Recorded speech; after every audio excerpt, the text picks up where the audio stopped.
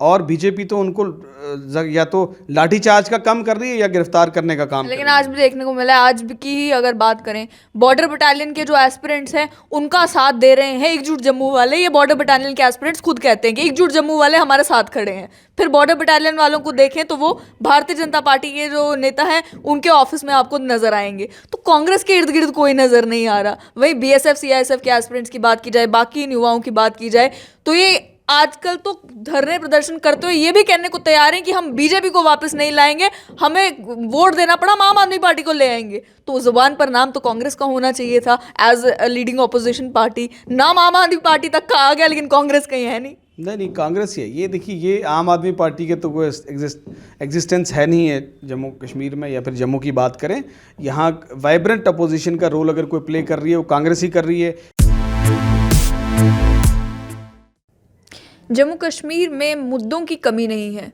आए दिन देखने को ये मिलता है कि युवा सड़कों पर है, अलग अलग मुद्दों को लेकर धरना प्रदर्शन चल रहे हैं। और आने वाले समय में, क्योंकि डिलिमिटेशन का प्रोसेस अभी चल रहा है, जब पूरा प्रोसेस मुकम्मल हो जाएगा उसके बाद आने वाले समय में जम्मू कश्मीर में चुनाव भी होने हैं।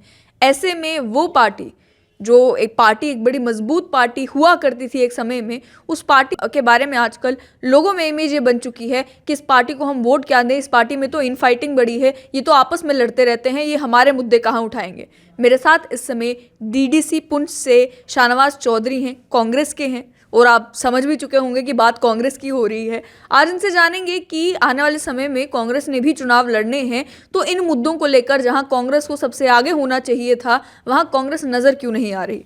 तो सबसे पहले शाहनवाज जी मुझे ये बताएं कि मुद्दों की कमी तो है नहीं, और इस समय अगर देखा जाए तो हर दूसरे दिन प्रदर्शन, हर दूसरे दिन धरना, चाहे आपके इलाके की बात की जाए वहां पर भी पहाड़ी स्पीकिंग पीपल हैं, वो उनकी एक डिमांड चल रही है।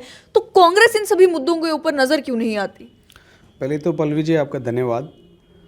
देखिए, इस वक्त जो हालात जम्मू कश्मीर के हैं, जो परिस्थितियां बनी हुई हैं, लोग परेशान हैं, ये तो आपकी बातों से ही क्लियर हो गया। 370 हटने के बाद जो सपने बीजेपी ने जम्मू कश्मीर को दिखाए थे, जो झूठ बोले थे, उसमें वो साफ एक्सपोज हो गए हैं। अभी जम्मू कश्मीर में युवा परेशान हैं, लोग जगह जगह हर जगह परेशान हैं, और जम्मू कश्मीर जो है बिल्कुल खाई की तरफ जा रही है। ब्यूरोक्रेसी हावी है, और आम गरीब आदमी जो है उसकी सुनवाई नहीं है, वो कहाँ जाए, ब्यूरोक्रेसी के पास तो कहीं एंट्री नहीं है। और बिल्कुल जो है समझो डेमोक्रेटिक वैल्यूज़ का जो है इस वक्त मर्डर हुआ है जम्मू कश्मीर में। ऐसे में कांग्रेस एक जो है मेन अपोजिशन पार्टी है जम्मू कश्मीर में, और कोई ऐसा मुद्दा नहीं है जिस पे कांग्रेस पार्टी का इमीडिएटली रिएक्शन ना हो या कांग्रेस पार्टी सड़कों पे ना हो। इस समय अगर युवाओं से ही बात की जाए तो वो अभी भी कांग्रेस को ऑपोजिशन में नहीं मानते। वो कहते हैं कि कांग्रेस तो हमें ऑपोजिशन में भी नहीं दिखती, हमें अपोज भी करना है अगर इस लेफ्टिनेंट गवर्नर के प्रशासन को, तब भी हमें बीजेपी के पास ही जाना है। क्योंकि देखने को तब भी यही मिलता है कि बीजेपी के ही नेता जो है वो बोल रहे होते हैं कि लेफ्टिनेंट गवर्नर प्रशासन के खिलाफ। तो ऐसे में जो स्पेस कांग्रेस की होनी चाहिए थी इन सभी इशूज़ की वजह से, वो स्पेस कांग्रेस अपनी बनाते हुए नजर नहीं आ रही। कारण क्या समझते हैं? ये किसने कहा आपको कि कांग्रेस, युवा जो है वो ये कह रहे हैं कि कांग्रेस कहीं दिख नहीं रही? जितने इश्यूज़ हैं आज कांग्रेस के अलावा है कौन है बोलने वाला?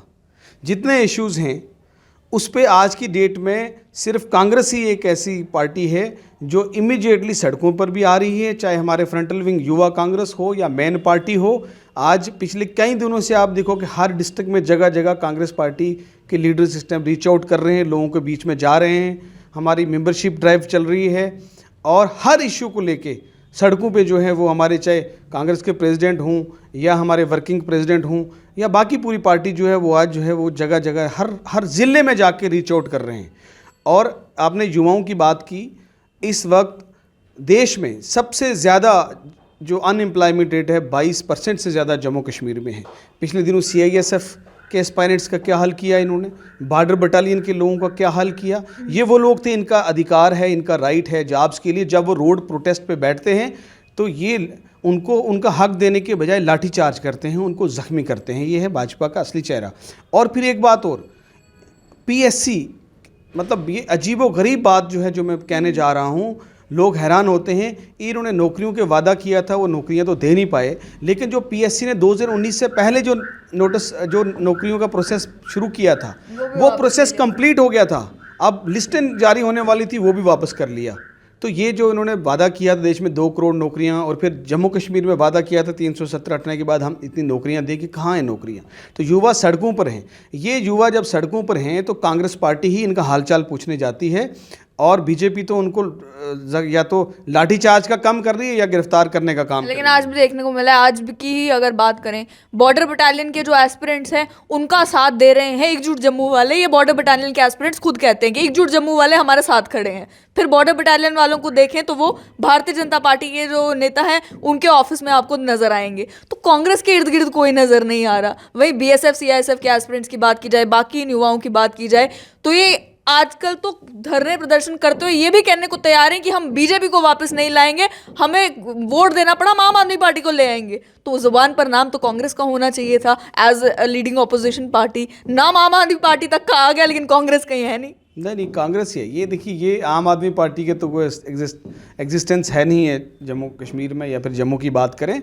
यहाँ वाइब्रेंट अपोजिशन का रोल अगर कोई प्ले कर रही है वो कांग्रेस ही कर रही है। और जहाँ तक आपने कहा कि बीजेपी के ऑफिस में अगर है, तो अभी तो सरकार में वही हैं जो बेचारे नौजवान जिनको नौकरियां नहीं मिल रही, जो धक्का खा रहे हैं, वो तो दफ्तरों में ही जाएंगे ना, बीजेपी के नेताओं के पास गुहार लगाएंगे कि आप सरकार में हैं, आप हमें कुछ दीजिए। जब बीजेपी उनको नहीं दे पा रही है, तब कांग्रेस ही सबसे पहले कांग्रेस ने इस इशू पे जो है हमारे प्रेसिडेंट ने खुद सामने निकल के मीडिया को एड्रेस करके उनका समर्थन किया, हमारे लोग भी को मिलने के। तो ऐसा नहीं कहना वो कोई एक आदमी कोई स्टेटमेंट दे दे वो मैटर नहीं करती, बट एज अ होल जो जम्मू कश्मीर के युवा हैं वो इस बात को समझ रहे हैं कि इस वक्त कांग्रेस ही हमारे पास एक अल्टरनेट है जो जम्मू कश्मीर को इस मुसीबत से निकाल सकता है। आप जगह जगह देख लीजिए, इस वक्त इन्होंने टैक्सेस लगा दिए, जगह जगह टोल प्लाजा लगा दिए, कहीं प्रॉपर्टी टैक्स के लिए नोटिस निकल रहे हैं, एम्प्लॉइज़ के ऊपर किस तरीके से गाज इन्होंने पिछले दिनों गिराई, और उसके साथ साथ अब जो है इलेक्ट्रिसिटी जो है बिजली उसको प्राइवेट करने जा रहे हैं।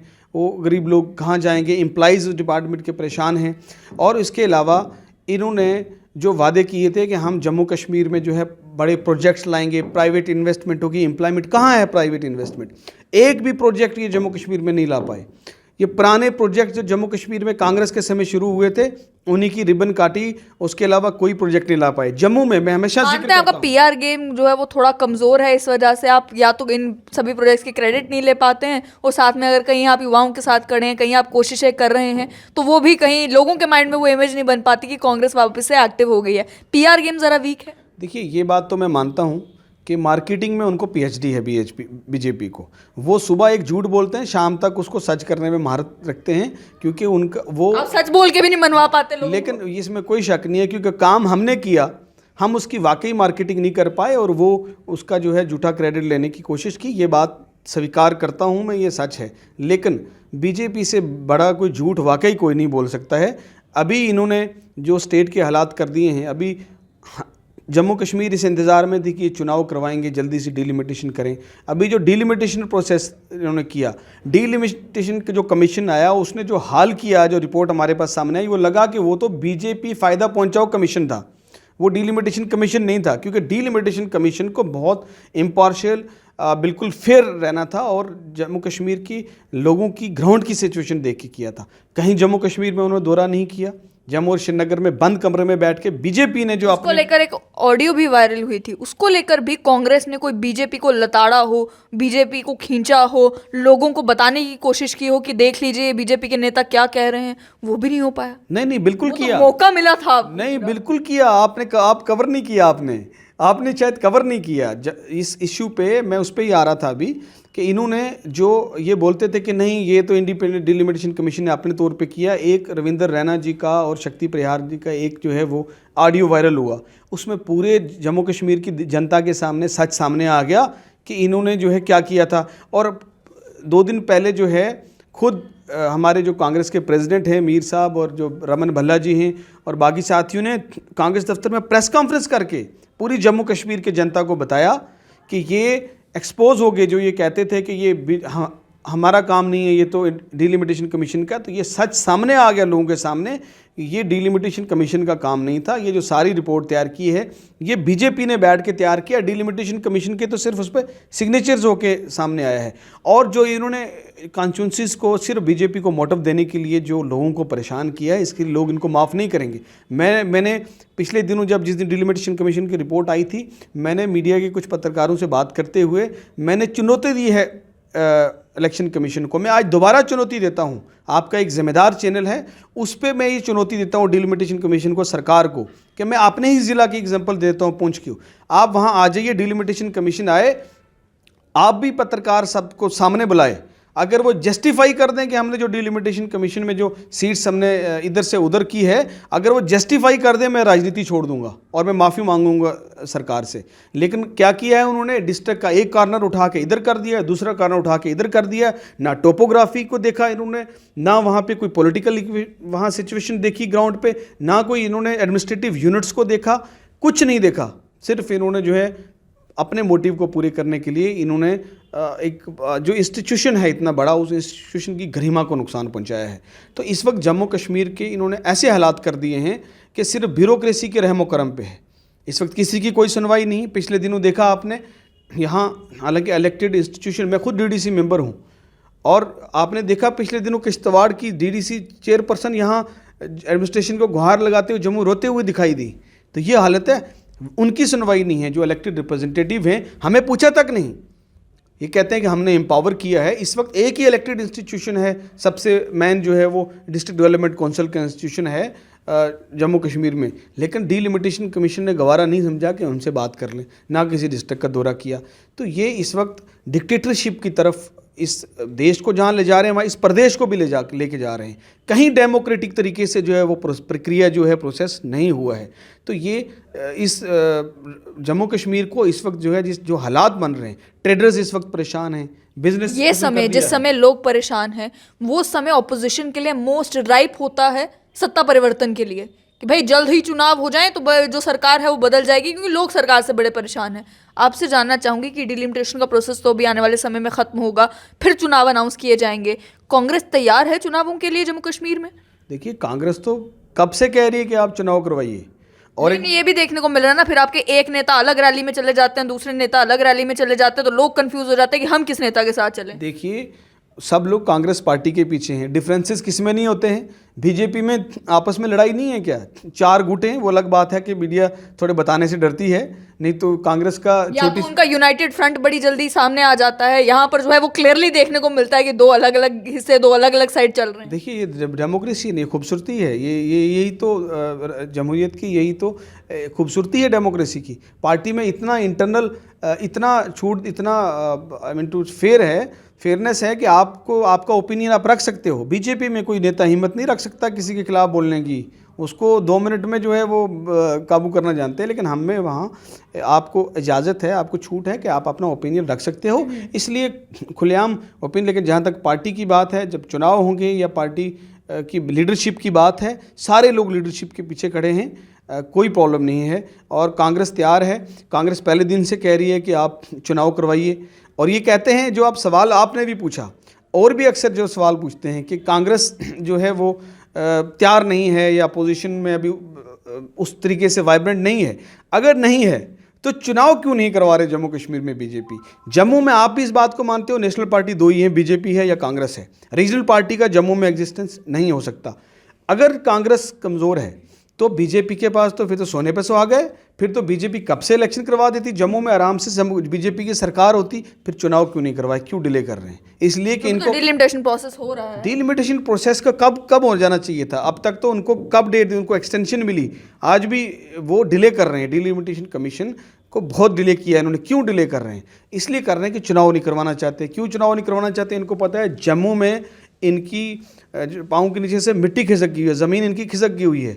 लोग इस वक्त जम्मू के सबसे ज़्यादा, क्योंकि इन्होंने जो है वो जम्मू की पीठ पे जो है वो छुरा घोंपा है। जम्मू के लोगों ने बड़ी खुशी मनाई थी कि शायद ये जम्मू के लोगों से इंसाफ करेंगे, लेकिन आज सबसे बुरा हालात जो है वो जम्मू के इन्होंने कर दिए। जम्मू के लोग ही इनको हराएंगे, इसलिए ये इलेक्शन नहीं करवाना चाहते और नहीं करवा रहे।